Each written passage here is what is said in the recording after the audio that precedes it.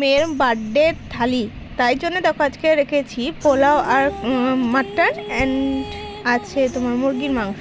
এখানে চাল, কাজু, তারপর মিষ্টি, দারচিনি, এলাচ, লবঙ্গ, চিনি, তেল, মশলা সমস্ত কিছু। আর এখানে দেখো পটল ভাজাটাও হচ্ছে।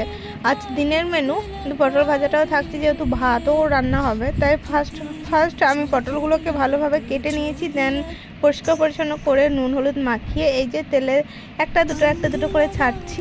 তো পটল ভাজা হয়ে গেলে তারপর দেখি কি করব। আর কালকে যেহেতু শনিবার ছিল সেই জন্যে মেয়ের জন্য কিন্তু একটা মাছ করে দিয়েছিলাম, কারণ শুধু নিরামিষ ভাত দেবো জন্মদিনের দিনে।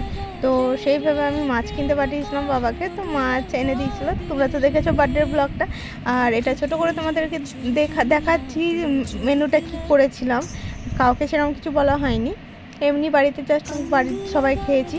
আর এখানে চিকেনটা করেছিলাম, দেখো চিকেনটা আমি করছি, মাটনটা কিন্তু বর করবে। আর এগুলো হচ্ছে মাটনের আলু, আর এই মাটনটা আছে, আর এই আরও একটু আনা হলো মাটন।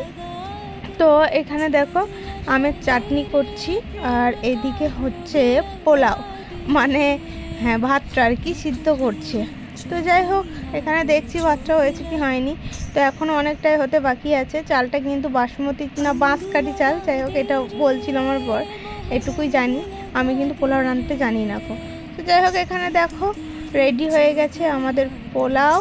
আর উপর থেকে দেখো মশলা ছড়ানো আছে আর কাজুটা ছড়ানো আছে, দেখে কিন্তু বেশ ভারী লাগছে। তারপর দেখো এখানে মেনুটা সাজানো হয়ে গেছে, মাটন আছে, চিকেন আছে, চাটনি, একটা পটল ভাজি মানে পটল ভাজা, আর এখানে দেখো ভাতটা ডেকোরেট করে নিয়েছি। আর তোমাদের কেমন লাগলো অবশ্যই কিন্তু কমেন্টসে জানিও। চলো টাটা, বাই।